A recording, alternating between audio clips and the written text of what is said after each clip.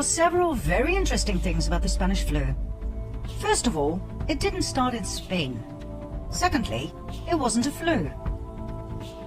There's more, but let's start with these two, shall we? If it didn't start in Spain, then where did it? In the US. If it wasn't a flu virus, what was it?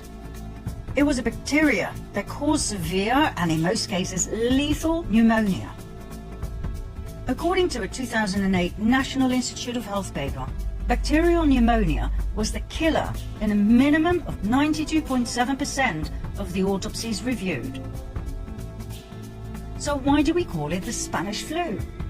As a decoy, a smokescreen to hide the truth. Those people prefer to hear a convenient lie.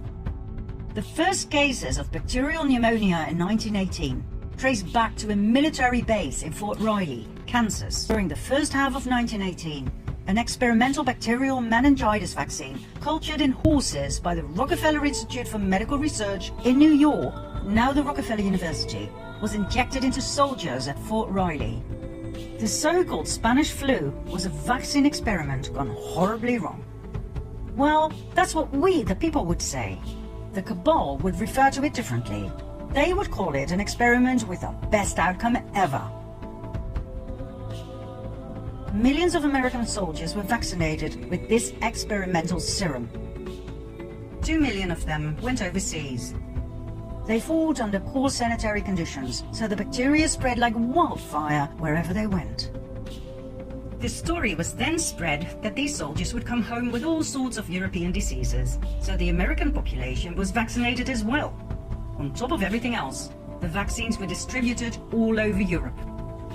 Only the vaccinated died. Healthy men and women in the prime of their lives died, not the elderly, as would have been the case if it were a flu virus. Who was in charge of that distribution and mass vaccination program? The Rockefeller Institute. Who was the main scientist in charge? Dr. Frederick Gates.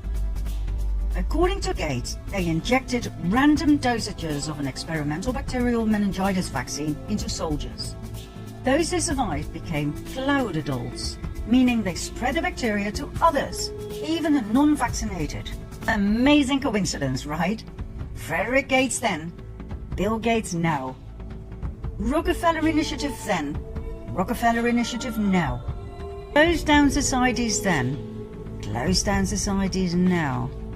All for our own good, our own safety. Back then and now.